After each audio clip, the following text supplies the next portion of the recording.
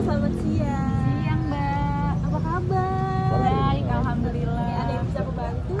Aku kesini tuh pengen cerita, Mbak. Mau pengen cerita ya. Sebelum Mbak cerita, boleh perkenalkan dulu nggak? Boleh. Nama aku Poppy Olivia, tapi Mbak bisa panggil aku Poppy aja. Oke, dengan Mbak Poppy. Jadi sebelum Mbak cerita, biar kita enak, biar pendekatannya lebih enak nih ceritanya juga. Aku mau tanya-tanya dulu, boleh? Boleh. Oke. Untuk saat ini kesibukan Mbak Poppy apa ya? Kalau kesibukan sih paling aku kuliah aja sih. Aku kuliah aja, nggak sambil nyambi gitu kerja yang lain. Paling karena mama aku tuh ada bimba ya. Kalau misalnya aku libur tuh kadang aku suka bantu mama apa sih ngajarin anak-anak bimba. Ya, gitu aja sih. Itu bimbanya tempatnya ada tempat sendiri atau di rumah? Ada di rumah. Jadi dia ada gedung sebelah rumah gitu loh. Berarti kesibukannya saat ini kuliah terus sambil bantuin mama jaga bimba ya? Iya, benar. Mbak Poppy ini apa udah siap nih buat cerita? Udah, Mbak. Ya itu aku kesini tuh karena pengen cerita karena aku udah stres banget ya semenjak papa aku udah nggak ada. Jadi tuh awalnya tuh sebenarnya lebih tepatnya tuh karena ekonomi ya yang buat aku stres. Karena awalnya sebelum papa aku meninggal tuh ekonominya bener-bener baik banget gitu. Jadi karena perubahan drastis aja yang buat aku stres. Karena sebelum papa meninggal tuh kan emang tapi papa udah sakit-sakitan sih. Jadi yang membuat aku tuh udah apa sih masih bisa beradaptasi tuh karena papa udah mulai sakit tuh udah lama. Jadi kayak bolak-balik ke rumah sakit. Kadang juga sampai masuk rumah sakit itu tiba-tiba tuh kayak jam 2 pagi. Itu tuh sebenarnya dari situ udah mulai stres, cuma nggak terlalu stres karena papa dulu tuh kondisinya emang masih ada gitu loh, belum meninggal. Tapi itu keuangan juga makin menurun karena papa posisinya udah pensiun. Terus habis itu karena aku dulu masih SMA, jadi uangnya itu belum keluar terlalu banyak karena uangnya itu masih ada buat aku dua-duanya kuliah. Nah pas udah aku kelas 2 SMA tuh karena papa udah makin kolaps, jadi tuh papa meninggal. Nah pas papa meninggal itu pas banget aku juga masuk kuliah, jadi butuh biaya banyak. Terus dari situ tuh aku mulai ngerasa kayak pikirannya tuh kayak gimana ya, karena mama aku kan jadinya sendirian ya, harus ngehidupin 3 anaknya, harus bayarin aku kuliah. Dulu kakakku karena juga dua-duanya masih kuliah, jadi ngebiayain 3 anaknya. Itu tuh yang buat aku stres juga, kayak bisa nggak ya kayak gitu, takut ngebebanin juga. Kayak gitu sih yang buat aku stres. Oke, Mbak Poppy. Sebelumnya bisa diceritain nggak sedekat apa sih Mbak Poppy sama papa? Kalau dibilang deket banget, karena aku apa-apa dulu tuh sama papa, minta apapun itu sama papa. Kayak misalnya mau jajan, mau beli apapun itu udah pasti kan aku minta tuh pasti boleh. Terus pas papa udah nggak ada tuh ya mau minta apapun jadinya mikir-mikir kan, karena uangnya ini bisa buat beli ini, kalau minta ntar takutnya mama harusnya nih uangnya buat beli ini tapi malah buat aku gitu. Walaupun sebenarnya mama juga ngebolehin, cuma jadi lebih mikir lagi gitu loh, nggak usah deh gitu, lebih baik kayak di rumah uangnya disimpan buat mama mau masak atau buat keperluan beli sesuatu kayak gitu sih. Kalau sekarang jadi bagusnya aku lebih terkontrol aja buat beli sesuatu ditahan. Kalau dulu kan kayak nggak ada pikiran kayak mau ini langsung beli. Kalau sekarang tuh jadi sebenarnya bisa ketahan, cuma kayak rasa pengen deh kayak gitu sih. Jadi masih bisa ke kontrol gitu. Masih bisa ke kontrol. Jadi Mbak Poppy itu lebih dekat sama papa ya dibandingin kakak-kakak Mbak Poppy. Bener. Sebelumnya tadi Mbak Poppy bilang ya Mbak Poppy itu 3 bersaudara. Iya. Kayak bisa 3 bersaudara itu tuh kakak cewek. Yang pertama itu cowok, yang kedua itu cewek. Kalau yang pertama nih alhamdulillahnya baru lulus ya kemarin. Nah yang cewek ini masih kuliah, jadi stres juga ya. Jadi keuangan makin menipis, dan kakakku yang cewek juga belum lulus nih. Apalagi aku alhamdulillah dikit lagi sih udah lulus. Jadi kendalanya kayak apalagi kalau misalkan tiap bulan kan harus ada bayaran listrik, air, telepon, wifi. Itu tuh yang jadinya kadang mama suka kayak stres, jadinya kayak aduh uang anak-anak bimbel bayaran belum kekumpul, harus bayar gaji tutor, jadi kayak tiap hari dipusingin sama keuangan. Itu tuh yang buat aku stres. Terus juga kayak ditambah lagi tugas-tugas kuliah, jadinya kayak tekanan juga buat akunya, kayak kapan ya ini tuh selesai, kayak gitu loh Mbak.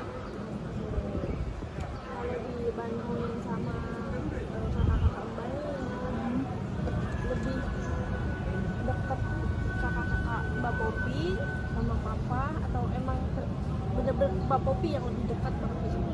Saya yang lebih dekat, karena kalau kakak-kakak saya itu kan dulu pas papa saya masih ada itu kakak saya ngekos ya, karena kuliahnya itu kebetulan di Jakarta. Jadi saya di rumah itu cuma bertiga, mama saya, papa saya sama saya aja. Jadi ya saya udah pasti lebih dekat lah sama papa saya gitu. Kalau kakak saya kan karena ngekos, udah mulai berhenti ngekos itu semenjak COVID aja, semuanya dirumahkan, jadi belajar dari rumah kan, dari situ aja. Terus udah. Nah, untuk maaf sebelumnya ya Mbak Popi, untuk riwayat sakitnya sendiri itu apa memang Mbak Popi itu memang sudah sakitnya lama, atau memang pas itu bulan-bulan meninggal aja? Kalau sakit itu emang udah ada penyakit bawaan ya, papa aku tuh kan asma. Terus ditambah lagi karena papa itu kerjanya di tengah laut, itu tuh dia kena angin laut terus tiap hari. Bahkan waktu itu sempat kerja di mana ya, yang kena badai pasir. Pokoknya itu yang ngebuat kulitnya jadi rusak. Terus ditambah banyak angin yang masuk ke dalam perut tuh, jadi papaku pas sebelum meninggal itu seminggu sebelumnya atau 2 minggu sebelumnya tuh papa dioperasi dulu karena udah terlalu banyak angin yang masuk. Ditambah lagi asmanya udah makin parah, udah akut, udah nggak bisa lepas dari oksigen, jadi harus dioperasi. Nah setelah dioperasi itu sempet koma lah di ICU. Jadi setelah dioperasi koma di ICU udah sadar, terus habis itu dibawa pulang ke rumah. Seminggu di rumah udah langsung meninggal kayak gitu. Jadi karena kan tadi pas COVID kakak Mbak Popi yang sebelumnya aku sudah pada pulang, jadi pas papa Mbak Popi di rumah itu berarti emang semuanya pada kumpul ada di Iya, rumah. semuanya kumpul di rumah selama COVID itu. Karena kan emang semuanya bener-bener gak ada yang bisa keluar ya. Jadi tambah paling keluar itu karena papa aku kadang suka harus kontrol ke rumah sakit, terus juga vaksin ya dulu tuh. Dia paling lebih seringnya keluarnya malah kayak ke rumah sakit. Kadang papa juga bahkan nih baru masuk rumah sakit 3 hari di rumah balik lagi ke rumah sakit karena suka tiba-tiba kambuh. Kadang tuh yang tadi aku bilang jam 2 pagi kadang tiba-tiba sesek udah nggak kuat, jadi jam 2 pagi ke rumah sakit, ke UGD. Itu tuh kayak jadinya lama-lama terbiasa gitu, karena saking terbiasanya tiap malam itu ke UGD. Jadi pas hari papa meninggal itu juga dini hari ya, karena udah otak udah keset setiap pagi itu ke rumah sakit, jadi udah pakai pakaiannya kayak pakaian mau ke rumah sakit. Dan ternyata tuh sebenarnya papa aku udah meninggal. Jadi yang disadarin mama aku nyadarin kayak, Dede jangan pakai baju itu, papa udah meninggal. Tuh aku baru kayak ngeh kalau ternyata papa udah meninggal kayak gitu loh. Itu apa ya, udah titik aku langsung jadi kayak hilang arah gitu loh, kayak stres banget di situ sih, kayak langsung kepikiran banyak, kayak sedih. Kayak aku tuh di situ papa aku meninggal di umur berarti 17 tahun. Kayak udah sedihnya kayak aku 17 tahun udah gak punya papa ya, kayak gitu sih Mbak. Jadi pas itu kan pas COVID juga ya Mbak. Nah jadi bahkan dihadapi dari dua masalah, dua posisi, sama Mbak ada COVID juga. Kita kan ada social distancing, nggak bisa keluar, terus papa Mbak juga sakit gitu. Gimana sih pas Mbak dihadapi dari masalah itu perasaan Mbak? Wah itu udah pasti sedih banget, stres banget, karena jadinya pas papa meninggal pun kayak belum bisa semuanya datang kan ya, karena mereka juga pasti masih takut, pasti juga ada yang berpikiran kayak aduh kalau dateng ntar kena covid atau kayak gimana kayak gitu kan, karena itu bener-bener papa meninggal itu lagi puncaknya covid, jadinya takutnya dikiranya papa meninggal karena covid, karena waktu itu sempat ada isu juga kan kalau misalkan orang sebenarnya meninggal bukan karena covid nih, tapi dikaitin dengan ini meninggalnya karena covid, jadi mungkin ada orang yang takut kali ya untuk datang, jadi sedihnya kayak gitu sih, kehambat buat orang mau tahlilan kayak gitu. Jadi ada selentingan omongan dari keluarga. Iya, kayak sedih banget sih pasti ya, apalagi kadang saudara juga kayak cuma 1 atau 2 orang yang datang, kayak padahal sebelum papa meninggal saudara tuh selalu datang ke rumah, itu yang aku kayak kesel ya, dia datang ke rumah untuk minjem uang segala macem, tapi pas papa udah nggak ada mereka nggak ada yang datang sama sekali, bahkan cuma 1 atau 2 orang aja yang datang, itu yang buat aku makin sedih, kok ternyata kayak gitu ya, kayak gitu sih mbak. Itu emang terhambat sama Bener. situasi covid juga ya. Perasaan mbak saat ini gimana? Perasaan aku saat ini udah pasti kadang ya aku masih suka kepikiran, coba kalau aku masih ada apa-apa, selalu kayak berandai-andai lah mbak, jadinya kayak stres, kayak jadinya bener-bener yang aku tadi bilang tuh tekanan banget buat aku, kayak kadang mama suka bahas kayak keuangan, kayak duh gimana ya dek, bayaran ini bayaran itu untuk gaji tutor, terus habis itu kayak suka nanya, jadi tuh aku ada uang kuliah dan dipegangnya tuh sama aku, jadi mama suka nanya uang kuliah sekarang sisa berapa, kadang tuh uang kuliah juga suka kepakai untuk bayaran yang lain gitu, jadi kayak itu yang buat aku stres, kayak jadinya aku harus pasang muka yang biasa aja gitu loh ke mama aku, jadi biar mama aku nggak makin kepikiran, padahal di satu sisi aku kayak aku juga stres mah kayak gitu loh, jadi kayak karena aku udah nggak kuat mbak, makanya aku benar-benar kayak butuh tempat cerita, karena selama ini aku nggak pernah cerita sama sekali sama teman-teman aku, karena aku emang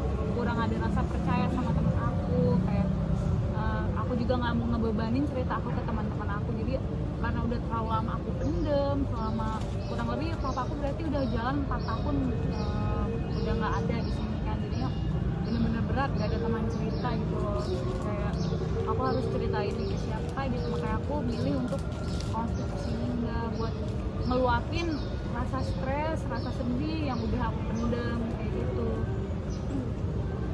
Kalau untuk perbandingan tingkat stres mbak yang menurut mbak nih, sebelum papa mbak meninggal sama sekarang setelah papa mbak meninggal, gimana?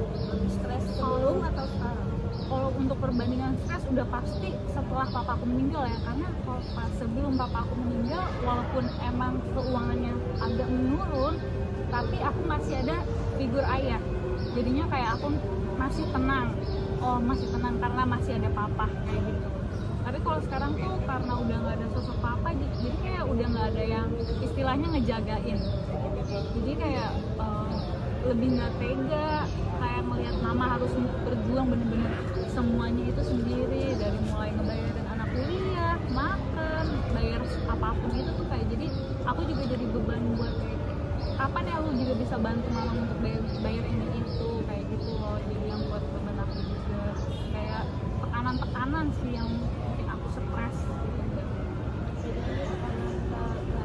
Banyak hal yang menghargai, banyak segala hal, banyak posisi, karena banyak juga masih kuliah terus, dan ternyata kebutuhan malah makin meningkat. Benar, itu benar banget mbak, itu yang paling stres sih, kayak dia yang tak terduga gitu loh, yang harus beli ini beli itu, kadang juga dulu aku tuh ya mbak, kayak dulu aku kan pas masih ada papa juga suka lah main, kayak main kemana pun itu kayak aku suka gitu loh, jalan-jalan, bahkan kayak aku tuh kadang suka dijadiin temen, kayak mau pergi kemanapun dadakan aku tuh selalu bisa gitu. Tapi semenjak papa udah gak ada, aku kayak lebih suka di rumah, bahkan aku selalu nolak ajakan temen aku kalau pergi, karena aku sekarang kalau untuk minta uang ke mama pun mikir-mikir loh, kayak uang segini buat aku makan sendiri, padahal kalau uang segini bisa buat makan rame-rame, jadi pikiran aku sekarang udah kesana gitu loh.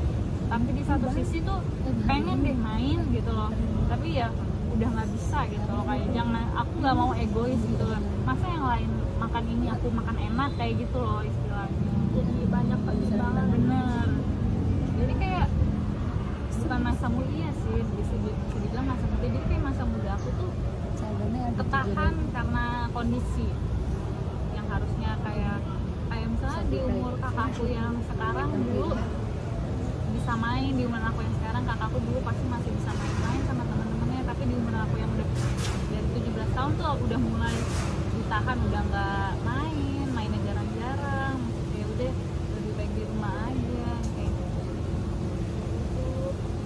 Rasa rindu terhadap Mbak Popi, terhadap papa tuh apa sih momen yang benar-benar Mbak Popi rinduin? Kalau rindu tuh pasti aku kalau jajan ya, aku tuh biasanya jajan sama jalan-jalan tuh sama papa, bener-bener yang kayak kemanapun aku mau tuh pasti kayak papa tuh ayo gitu, dede mau kemana ayo gitu. Terus juga kayak GoFood sih paling, itu yang paling aku kangen ya. Kayak misalnya papa suka nge-WA ya, walaupun sama-sama di rumah tuh papa suka nge-WA aku ya, dede di mana GoFood yuk kayak gitu, temenin papa nonton yuk. Itu tuh yang paling aku kangen. Terus kadang saya kayak posesifnya papa sih, bukan posesif sih, tapi lebih kayak papa tuh tiap saat tuh suka nge-WA aku kayak buat nge-make sure aja ya aku lagi di sekolah nih. Misalnya papa udah ngechat di pagi-pagi, dede udah sampai sekolah gitu kan, udah pak. Terus kayak misalkan dede pulang jam berapa, dede ada saman gitu kan, ada pak gitu kan. Kayak suka nanya dede di mana, papa kangen kayak gitu. Itu tuh yang buat aku kangen. Jadi kalau misalkan aku buat ngilangin rasa kangen tuh kan karena aku emang tipenya suka ngapus chat ya, jadi aku bacanya pakai HP papa. Jadi aku suka buka WA papa, terus aku nge-scroll chat gitu.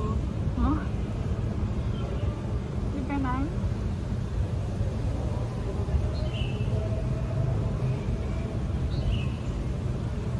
Gak apa-apa, keluarin aja, gak apa-apa. Gak apa-apa. Kita lagi konseling mendadak kok, gak apa-apa, keluarin aja.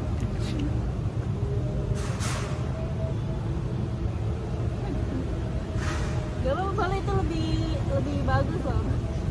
Yang tadinya rasanya rasa kamu pendem sendiri itu akhirnya bisa kamu keluarin, akhirnya bisa kamu luapin. Jadi sedikit banyaknya yang tadinya kamu merasa benar-benar stres, bisa stresnya berkurang. Emang bagus, emang harus dikeluarin.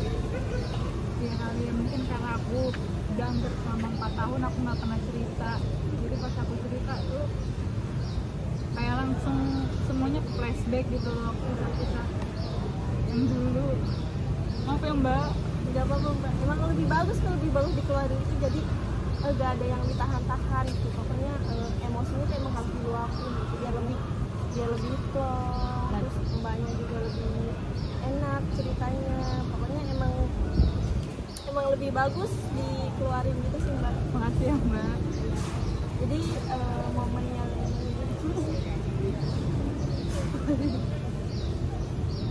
mbak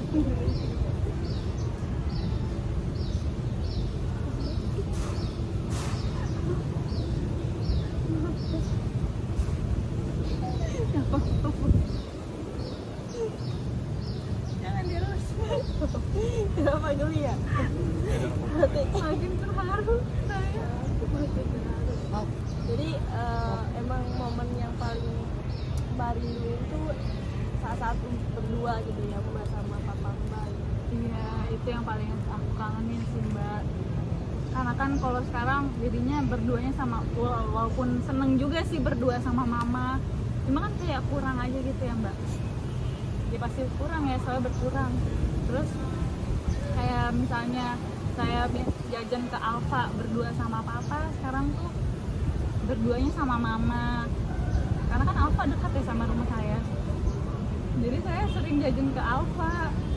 Dulu saya jajannya berdua sama papa saya. Terus juga pas karena hampir setiap hari ke Alfa tuh jajan roti buat papa, roti yang soft gitu tuh, karena papa kan udah nggak bisa makan yang keras-keras kan waktu itu. Terus habis itu pas papa meninggal kan aku besoknya tuh kayak ke Alfa gitu kan, karena emang udah saking deketnya sama mbak Alfa ya, mungkin dia basa-basi, tapi basa-basinya tuh bikin aku nangis. Dia tuh basa-basinya kayak tumben jajannya nggak roti, nggak bareng papanya. Terus aku tuh kayak sedihnya, aku langsung bilang iya papa aku udah meninggal tuh jadi kayak keinget lagi, kayak sedih lagi, kayak gitu loh mbak. Kayak ternyata sampai banyak yang ingat ya gitu loh, aku sering berdua sama papa. Itu tuh yang buat aku jadi kayak aduh sedih aja gitu mbak.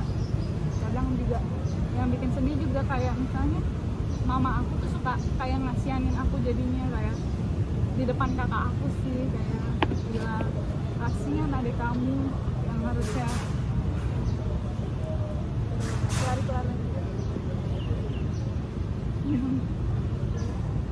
yang harusnya ngerasain kasih sayang papanya tapi udah nggak bisa ngerasain lagi. Maksudnya kalau pas kamu kan kamu masih bisa ngerasain full, pernah ngerasain juga didein sama papa kuliahnya. Kalau dede kan kuliahnya bener-bener full dari mama gitu sih kali. Aku juga kadang kasihannya apa kakak aku apa ngerasa kebebanin juga nggak ya gitu, kayak harus ngebantu buat biayain aku. Dulu kan kakakku yang cewek tuh sempet kerja ya, nah mama aku tuh kayak sering bilang kalau ada rezeki lebih jajanin adiknya kayak gitu. Itu tuh buat aku sedih ya, kayak oh ini udah nggak ada papa ya. Itu tuh aku sedih banget mbak. ya bapak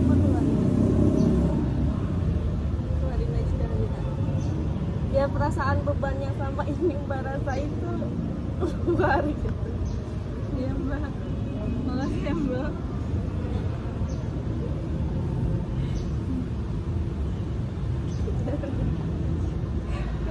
Kenapa mbak? Udah bisa berkata-kata. Sedih emang mbak kalau denger cerita hidup saya.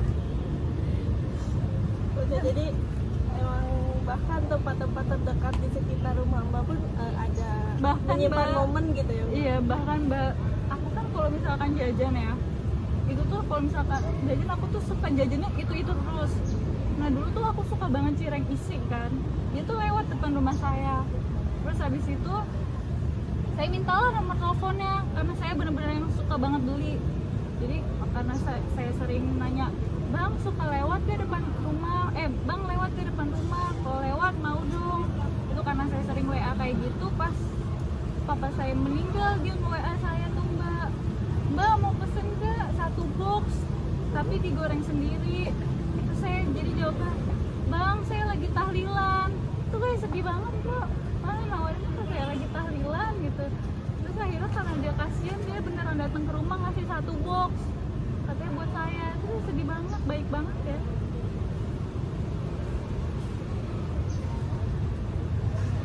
Nah, sedih banget tapi kan Mungkin itu balasan kebaikan dari papa mbak itu. saya yang jajan mbak. Iya, jadi Iya, dia kasihan sama saya kayaknya udah nggak punya apa-apa. jadi dikasih cireng. Iya 1 box mbak tapi goreng sendiri. Saya sedihnya di situ Goreng sendiri bukan sama karena papa. saya nggak bisa goreng mbak. Saya sedih banget soalnya biasanya kayak gitu yang gorengin papa saya. Kayak soalnya saya nggak berani minta gorengin ke mama saya karena dulu mama saya pro-nya ke kakak saya, kayak suka jangan dimanjain nanti gedenya nggak bisa apa-apa. Ya benar, jadi saya minta ke papa saya walaupun papa saya sesek ya, lagi sesek harus pakai oksigen, tapi karena saya pengen ayam goreng, pengen apa, papa tolong dong gorengin. Terus habis itu digorengin. Tapi sekarang saya nggak bisa kayak gitu, saya lebih sering kena omel karena di rumah kan ada kakak saya ya. Saya sebenarnya nggak bisa pecahin telur, tapi karena dulu saya pengen makan mie pakai telur, tapi saya nggak bisa buka telur. Akhirnya saya manggil kakak saya, kan biasa saya manggil papa saya manggil kakak saya yang cewek tapi ya. Kalau yang cowok baik, yang cewek udah umur segini nggak bisa pecahin telur. Ini gara-gara kebiasaan dimanjain. Akhirnya saya nggak jadi pakai telur. Itu sedih banget. Soalnya biasanya papa saya yang besarin mbak. Berarti Hal kecil aja tuh buat saya sedih mbak. mungkin sedikit saran dari saya mbak untuk mengurangi Iya, udah tapi saya udah belajar kok pecahin telur. Oke, bagus. Sekarang saya udah pecahin telur keempat. Waktu itu saya bikin telur dadar. Sekarang udah bisa, Mbak. Ternyata butuh waktu lama, walaupun kadang pecahin telur aja bisa keinget tentang papa saya, Mbak. Mbak ini nyusahin ya. Bukan itu, iya, Mbak. Saya mengakui. Beban sekali. Mbak, yang gitu. Iya, Mbak. Mungkin itu efek papa saya jadi meninggal ya, Mbak. Capek ngurus Mbak. Iya, karena pas papa saya sesek pun saya tetap minta bukain telur, Mbak. Saya sedih, Mbak. Tapi ini beneran cerita real, Mbak. Asli. Asli, Mbak. Mbak bisa tanya ke kakak saya kalau Mbak mau. Tapi kalau nggak mau, nggak apa-apa. Mungkin nanti nextnya Mbak bisa datang sama kakak Mbak. Boleh, Berdua Mbak. konseling sama saya. Tapi saya ngeri diamuk, Mbak. Takut dibilang lebay. Gitu aja cerita.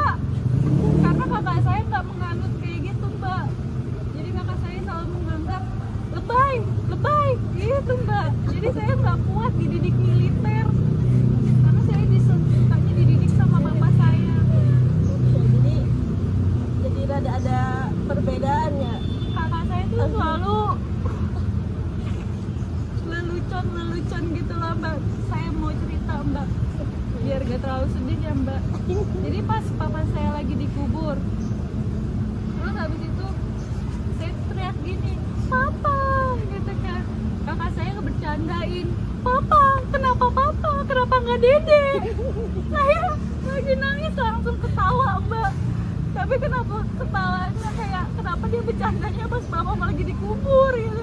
Papa kenapa nggak dede? Saya tuh pengen ngomong kasar, Mbak, tapi kayak kurang ajar. Ini cerita real, Mbak. Papa kenapa nggak dede? Saya sedih banget. Ternyata dia lebih pengen saya meninggal gitu, Mbak. Saya belum siap.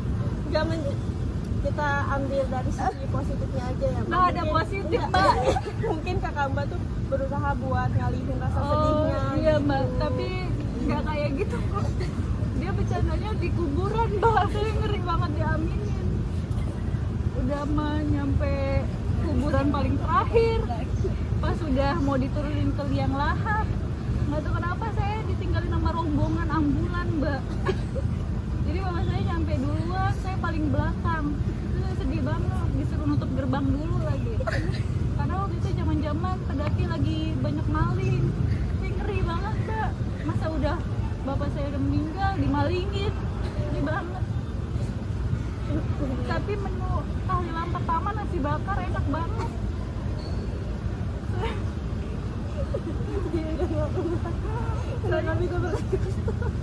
Biar gak terlalu sedih banget ya, memang kisah hidup saya warna-warni tapi warna abu-abu, Mbak. Agak kelam, Nyerempet ya. nyerempet, Mbak. Warnanya nyerempet banget ya, Mbak. Oke Mbak. Ada yang mau Mbak ceritakan lagi? Udah cukupnya, saya lega banget ternyata, Mbak. Selama 4 tahun saya mendem, gak cerita sama siapa-siapa. Mbak ternyata orang yang tepat, Mbak. Saya lega banget sih. Untuk tarifnya dipajang di depan Mbak bisa dilihat. Saya pakai BPJS. Iya Mbak. Oh, Mbak, yang saya mau cerita tentang BPJS, Mbak. Kenapa bapak saya waktu itu nggak daftar BPJS? Padahal kalau dia daftar BPJS, pasti saya masih bisa belanja enak-enak, Mbak. Jadi kan, Oke Mbak. sabar, Mbak. Jadi uangnya tuh habis untuk biaya rumah sakit, Mbak. Jadi baru daftar BPJS-nya beberapa bulan sebelum meninggal. Jadi kayak sayang dong. Berarti itu yang salah mama Mbak ya? Iya, itu. Boleh nanti sekarang pulang dari sini Abis ini. di kesek-kesek boleh? Iya. Kenapa lu pulang makan banyak duit atau meninggal? Malah Pas baru sakit. buat BPJS. Iya. Makanya itu yang buat saya gitu loh. Stres, Mbak. Coba tenang Mbak, tahan Mbak. Semua cerita Mbak ini akan saya rahasiakan karena tidak mungkin saya ceritakan kepada orang lain. Iya, Mbak, jangan. Iya. Karena ini sensitif banget. Iya, sangat sensitif dan rada agak Noleng ya, Mbak. Iya, saya takut ceritain Iya, nanti jangan, Mbak. cerita sedih nanti yang ada saya ketawa Iya ya. Mbak, dari tadi juga Mbak kayak ketawa. Mbak. Oke Mbak, Iya. eh, sesinya sudah habis. Sekali lagi saya pertegas sama Mbak, cerita Mbak yang tadi sudah Mbak ceritain sambil Iya nangis-nangis, Mbak. sambil ketawa, akan saya jaga kerahasiaannya. Makasih ya Mbak udah dengerin cerita saya. Sama-sama. Udah makin. Love you.